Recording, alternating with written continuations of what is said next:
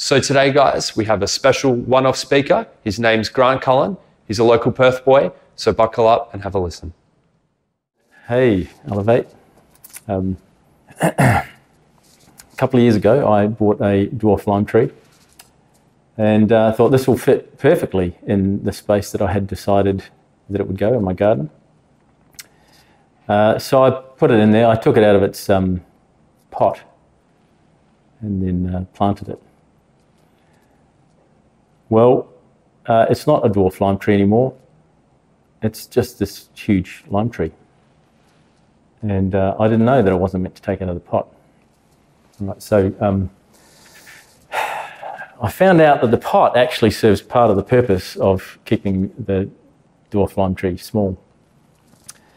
And so part of what I want to do today, I want to talk about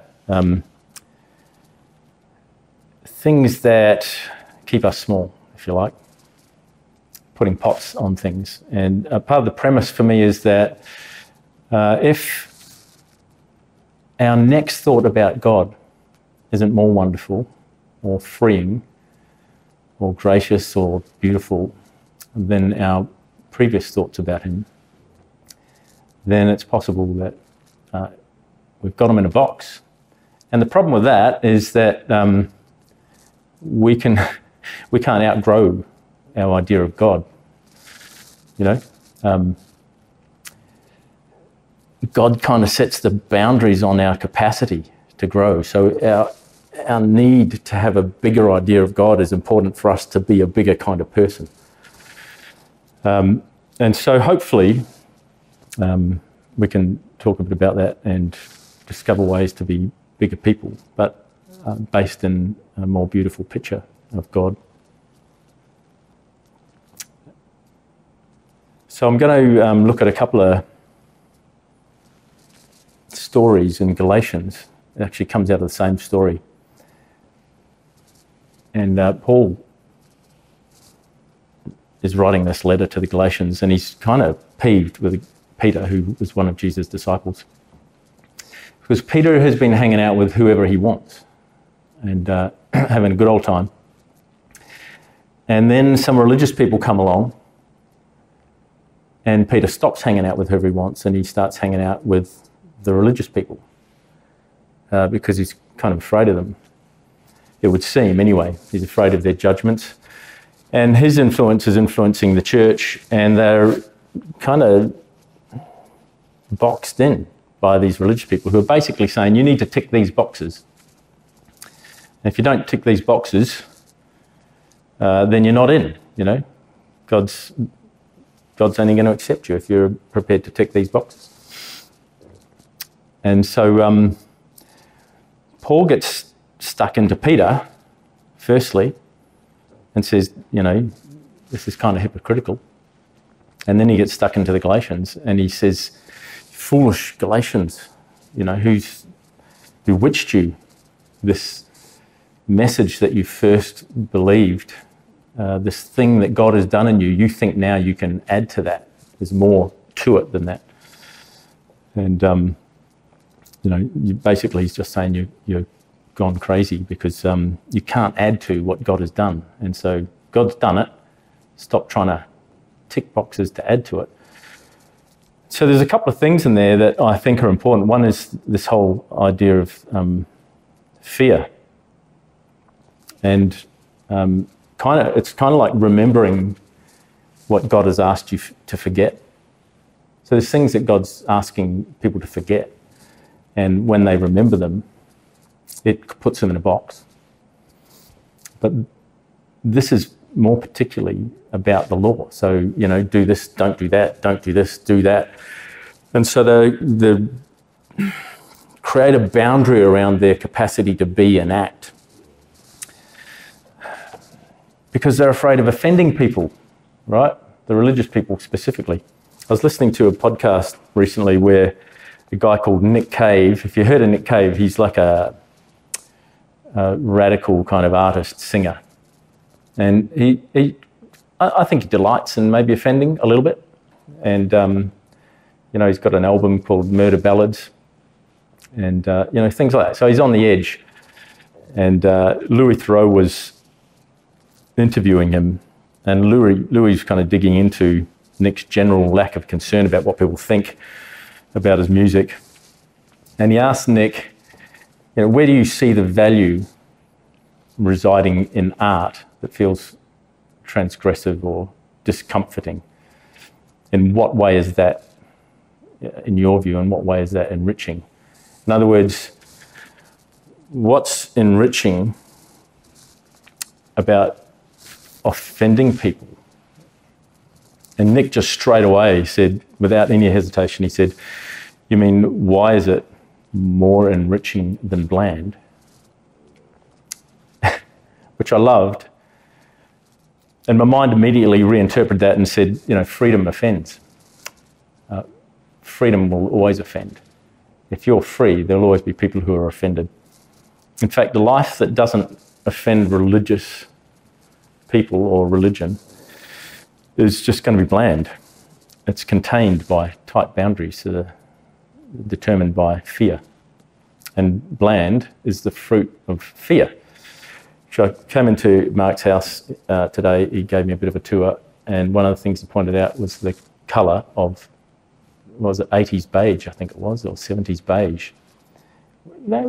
No one wants to be beige, right? No one wants beige in their house. And, being a beige person, normally that's the person that's only ever living to please people. You're never going to have any colour. And I don't think that's how it's meant to be. I think we're meant to be full of colour, and that is going to cause some problems, which we're not meant to be afraid of. If my life was a colour, I don't want it to be beige. Give me something else.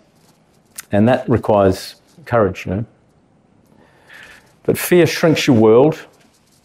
It makes your world small. And in the same way that Peter's world got smaller the moment the religious people came along, that's what's going to happen to us if we're concerned about offending, or if we're afraid, or if we start ticking boxes or putting boundaries around everything we do. We can't do this, we can do that, don't touch, don't taste. Shrinks your world.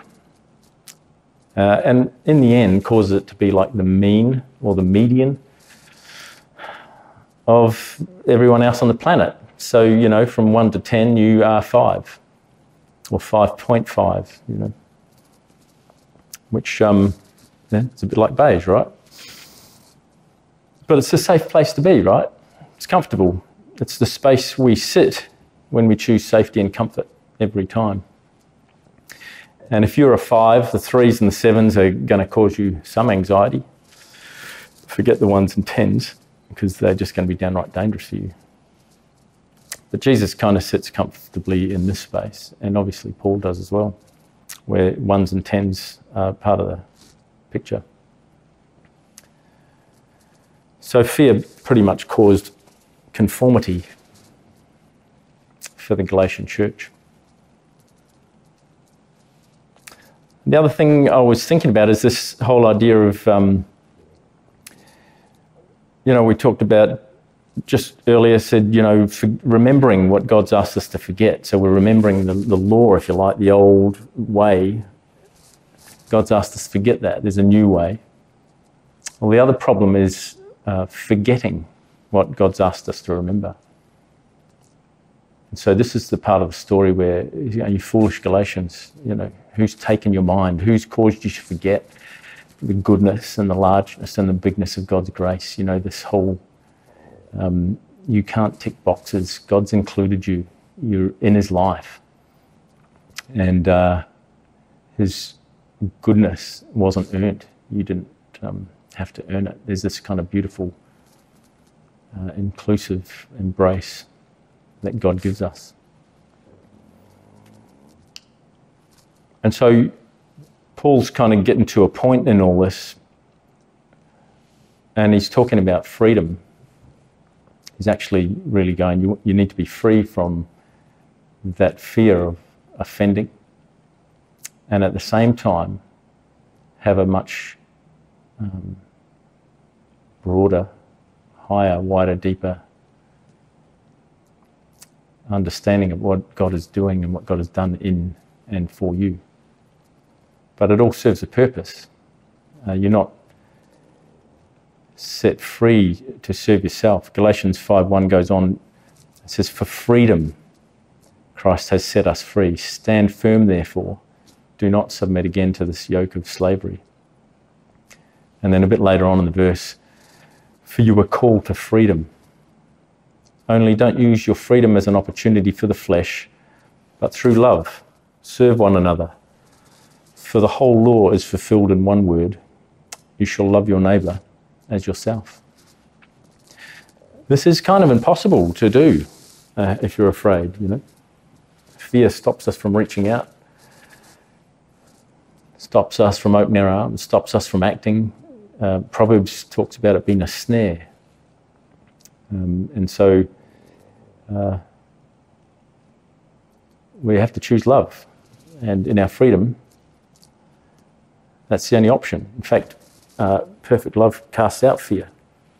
And so if we're able to embrace that, if Peter was able to love the Gentiles enough not to let fear stop him, then there might have been something good happen in that space. So this is difficult. It takes courage, but it'll make your world colourful. It'll make your world bigger. And hopefully, like the lime tree, we won't be bounded by this kind of, these boundaries of don't, because we're afraid. But also these boundaries where God is like this. God requires that. Actually, God is so much bigger, so much more beautiful, so much more wonderful, more loving. And this is a kind of beautiful space, a beautiful possibility for us to walk into that largeness. Thanks for having me. Have a wonderful week.